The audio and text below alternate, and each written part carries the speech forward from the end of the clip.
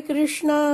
श्रीमद भगवद गीता जशी आहे तशी, अध्याय 5. अध्यायाचं नाव आहे कर्म संन्यास योग. 15व्या श्लोकाचं तात्पर्य आपण 9व्या ओळीपासून पुढे वाचत आहोत. सुरू करण्याआधी श्रील प्रभुपादांना प्रार्थना करूया. आहे श्रील प्रभुपाद, आम्ही भगवद्गीता हा ग्रंथ वाचून समजून घेण्याचा प्रयत्न करीत आहोत, त्यासाठी आम्हाला आशीर्वाद द्या. धन्यवाद प्रभुपाद. पुढे वाचते. अशा इच्छेची पूर्तता मात्र सर्व शक्तिमान भगवंतांद्वारेच केली जाते आणि म्हणून जेव्हा जीव आपल्यासाठी इच्छा करण्यामध्ये गोंधळून जातो, तेव्हा भगवंत जीवाला त्याच्या इच्छा पूर्ण करण्याची मुभा देतात. परंतु जीवाने केलेल्या इच्छेमुळे विशिष्ट परिस्थिती रूप निर्माण होणाऱ्या कर्मांना आणि कर्मफलांना भगवंत जबाबदार नसतात.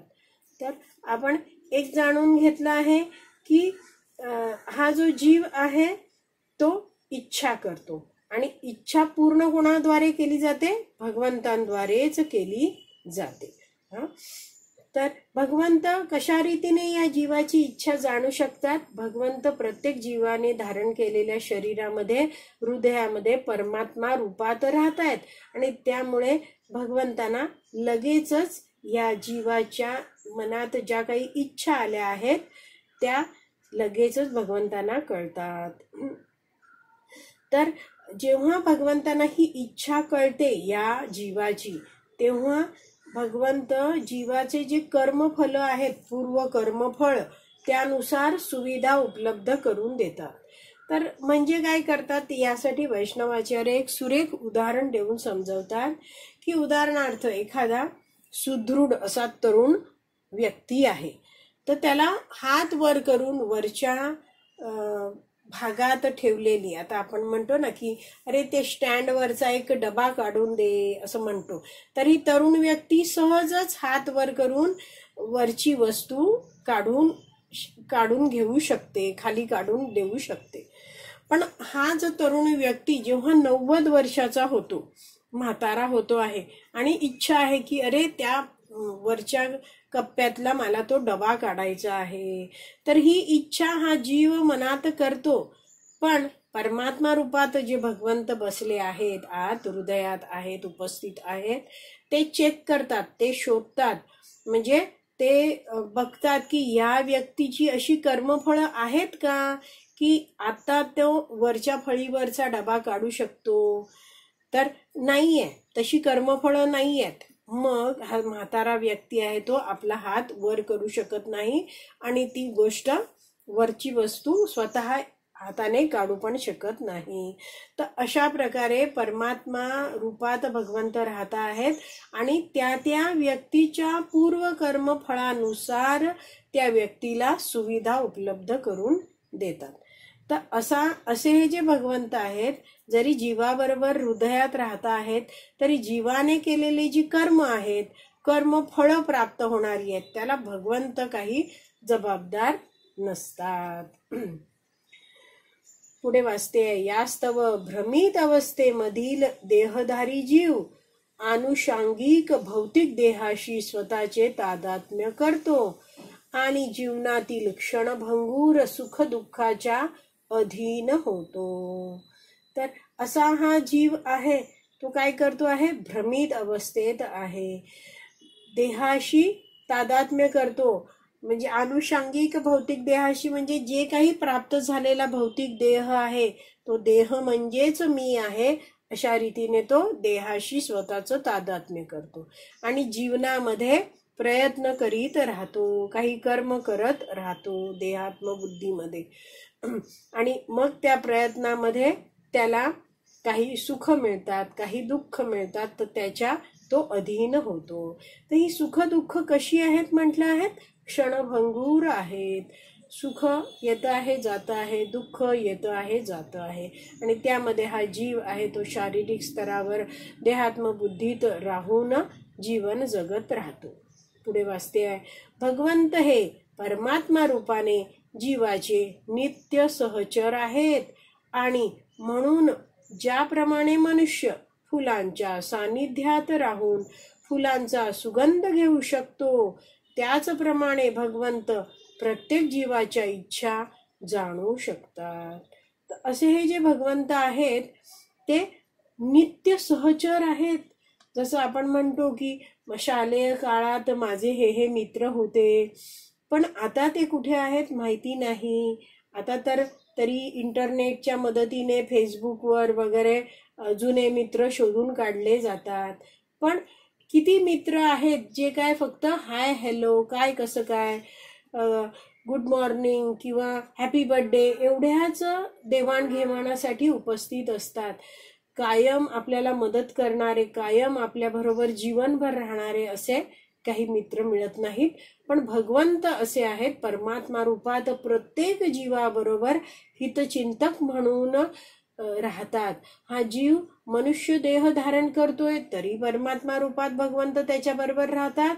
आणि मनुष्य देहाचा दुरुपयोग करून पुढचा जन्म अगदी घाणीतला किडा जरी हा जीव झाला, किड्याचा देह जरी प्राप्त केला, तरी परमात्मा रूपातले भगवंत आहेत ते जीवाचा साथ कधीच सोडत नाहीत.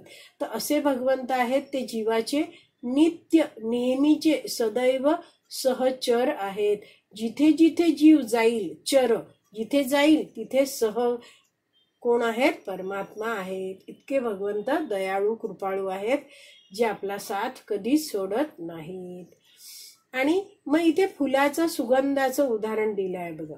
म्हणून मनुष्य ज्याप्रमाणे फुलाच्या सानिध्यात राहून फुलाचा सुगंध घेऊ शकतो, त्याचप्रमाणे भगवंत प्रत्येक जीवाची इच्छा जाणू शकतात. म्हणजे आता मी एखाद्या टेबलाजवळ बसली आहे, मी खुर्चीत आहे, पण टेबलावर काही गुलाब ठेवले आहेत, काही फुलं सुगंधी ठेवली आहेत. तर मी खुर्चीत बसल्या बसल्या त्या फुलांचा सुगंध आपोआप मला मिळतो. तसंच या शरीरात भगवंत परमात्मा रूपात प्रत्येक जीवाबरोबर राहत आहेत, तर त्या जीवाच्या ज्या काही इच्छा आहेत ते भगवंत आपोआपच जाणतात. पुढे प्रभुपाद समजवतायत की इच्छा हे जीवाच्या बद्ध अवस्थेचे सूक्ष्म रूप आहे. तर इच्छा म्हणजे काय? तसा आपण हिंदीत म्हटलं जातं काश ऐसा होता तो, किंवा मराठीत म्हटलं जातं असं असतं तर, मी खूप उंच असते तर, सुंदर माझे टपोरे डोळे असते, पाणीदार लांब सडक केस असते. असे काय आपल्याला वेगवेगळे आपण इच्छा करतो. काश असं असतं, जर असं असतं, मी माझा श्रीमंता घरी जन्म झाला असता, माझे आई बाबा सुंदर असते तर मी आणि सुंदर झाले असते, असं तसं काय काय काय काय लोकांच्या इच्छा असतात. तर ह्या सगळ्या इच्छांना संस्कृतमध्ये आशा पाश पण म्हटलं जातं. आशा करणं, अपेक्षा करणं, इच्छा करणं. आणि पाश म्हणजे काय? बंधन. अशा आशा केल्यामुळे, अशा अपेक्षा केल्यामुळे, अशा इच्छा केल्यामुळे काय होतं? आपण बंधनात अडकतो. तर यासाठी वैष्णव आचार्य उदाहरण देतात की एक समजा 70 वर्षाचा माणूस आहे, जो आता भरपूर म्हातारा झाला आहे, आणि त्याला अचानक अशी इच्छा झाली आहे की अरे मी संस्कृत शिकलोच नाही, गेल्या एवढी वर्ष माझी गेली, पण मला संस्कृत शिकायचं राहून गेलं. आणि अशी इच्छा करतो आहे, आणि साधारण 6 महिने वर्षभरातच तो माणूस मृत पावला अशी इच्छा करून. तर मग पुढचा जन्म काय मिळतो त्याला? संस्कृत शिकायची इच्छा आहे, त्यामुळे पुढचा जन्म एखाद्या पंडित घराण्यात त्याला मिळतो आणि त्याला संस्कृत शिकायची संधी दिली जाते. आता आणखीन एक उदाहरण असंच म्हटलं जातं की एखादा म्हणतो आहे की मला मृदंग शिकायचा माझा राहून गेला, आणि तो या विचारातच जर मृत झाला तर पुढच्या जन्मी तो मृदंग शिकेल. तर संस्कृत शिकायची इच्छा किंवा मृदंग शिकायची इच्छा करणं किंवा ते शिकणं हे वाईट नाहीये. पण आपण जेव्हा जगतो, जीवन जगतो, त्यावेळी जर आपण अशा असं असतं तर, तसं असतं तर, असे जे काश म्हणतो, तर त्यामुळे, त्या इच्छांमुळे काय होतं? आपल्याला नवीन जन्म, नवीन शरीर धारण करायला लागतं. तर ह्याला म्हटलं जातं आशापाश, म्हणजे नवीन जन्माचे बंधन लागते. तर एक भक्त सांगत होते, त्यांना एक 65 वर्षाचे साधारण असे वयाचे भक्त आहेत, ते सांगायला लागले की ओहो, माझ्या गायन शिकणं राहूनच गेलं. इतके वर्ष मी नोकरी करत राहिलो आणि मला कधी संधीच मिळाली नाही, मोकळा वेळच मिळाला नाही. आणि ते खूप आजारी होते. त्यावेळी या तरुण भक्ताला हे सगळं सांगत होते. तर तरुण भक्त जे आहेत त्यांनी त्या आजारी भक्तांना सांगितलं की प्रभूजी, आता तुमच्याकडे जे आहे ते तुम्ही भगवंतांच्या सेवेत लावा. आता तुम्ही आजारी आहात, तुम्ही स्वतः शारीरिक सेवा भगवंतांची काही करू शकत नाही आहात, पण भगवंतांविषयी चिंतन स्मरण करू शकता आहात, जप करू शकता आहात, भगवंतांविषयी बोलू शकता आहात. तर त्या सगळी ती शक्ती आहे ती भगवंतांच्या सेवेत लावा.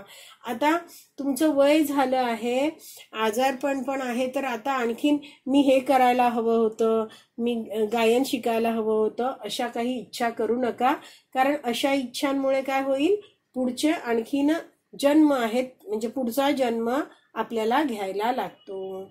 आणि म्हणून तुम्ही काय करा, प्रार्थना अशीच भगवंतांना करा की हे भगवंता, मला तुमचं स्मरण सतत होत राहू देत. अंते नारायण स्मृती, अंतकाळी मला भगवंता तुमची स्मृती, तुमचं स्मरण होऊ देत. नंतर मला भगवत धामात जायला मिळू देत. अशी प्रार्थना तुम्ही करा, असे विचार करा.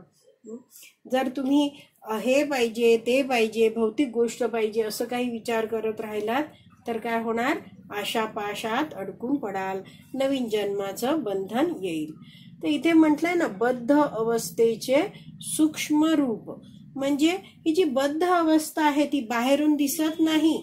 जसं आपण आता सगळे बद्ध जीव आहोत, या भौतिक जगतात, या भौतिक शरीरात आहोत, पण आपण हातपाय बांधलेल्या अवस्थेत आहोत का? नाही. म्हणजे इतकं सूक्ष्म आहे की आत्मा या शरीरात आहे, तो बांधला गेला आहे, बद्ध अवस्थेत आहे, असं बाहेरून दिसत नाही. पण आत्म्याला काय होतं, या भौतिक जगतात पुन्हा पुन्हा जन्म मृत्यू जरा व्याधीच्या चक्रात विविध देह घेऊन फिरत राहायला लागतं. त्याला म्हटलं जातं आत्म्याची बद्ध अवस्था. तर जेव्हा प्रभुपादांनी 1977 साली नोव्हेंबर महिन्यामध्ये जेव्हा देह सोडला, तर त्याच्या आधी प्रभुपाद काही काळ वृद्ध अवस्थेमुळे अंथरुणात पडून होते. प्रभुपादांनी देह सोडला त्यावेळी प्रभुपादांचं वय 81 वर्ष होतं. आणि अगदी प्रभुपाद शेवटपर्यंत श्रीमद भागवताचं जे भागवतम ग्रंथ जो असतो त्याचे संस्कृत श्लोक वाचून त्याच्यावर प्रत्येक शब्दाचा अर्थ लिहून, त्याचं भाषांतर लिहून तात्पर्य लिहायचे. पण वृद्धापकाळामुळे आता ते अंथरुणावर खिळले होते. तर त्यांचे जे शिष्य आहेत ते संस्कृत भागवतम मधला संस्कृत श्लोक, जे प्रमुख भागवत पुराण ग्रंथ आहे त्यातले संस्कृत श्लोक हळूहळू करून या प्रभुपादांना अंथरुणावर पहुडलेत त्या प्रभुपादांना हे श्लोक वाचवून दाखवायचे. आणि प्रभुपाद प्रत्येक शब्दाचा अर्थ सांगायचे. त्यांच्या मुखाजवळ असा माईक धरलेला असायचा आणि प्रत्येक शब्दाचा अर्थ प्रभुपाद इंग्रजीत सांगायचे. नंतर आता हे जे आपल्या समोर ठळक भाषांतर दिसतंय ना, तसं पूर्ण श्लोकाचं भाषांतर प्रभुपाद सांगायचे आणि मग तात्पर्य पण प्रभुपाद सांगायचे. आणि सगळं रेकॉर्ड केलं गेलं त्यावेळी. आणि मग शिष्यांनी सगळं टाईप केलं. आणि अशा अवस्थेत प्रभुपादांनी 10वा स्कंद जो भागवतमचा आहे त्यातला 13वा अध्याय पूर्ण केला. तर असे हे जे प्रभुपाद आहेत ते आजारी होते तेव्हा डॉक्टर आले आणि डॉक्टरांनी सांगितलं आता हे काही फार काळ जगणार नाहीयेत. तेव्हा प्रभुपादांनी विचारलं गेलं, प्रभुपाद काही तुमच्या इच्छा आहेत का, तुम्हाला काही हवं आहे का?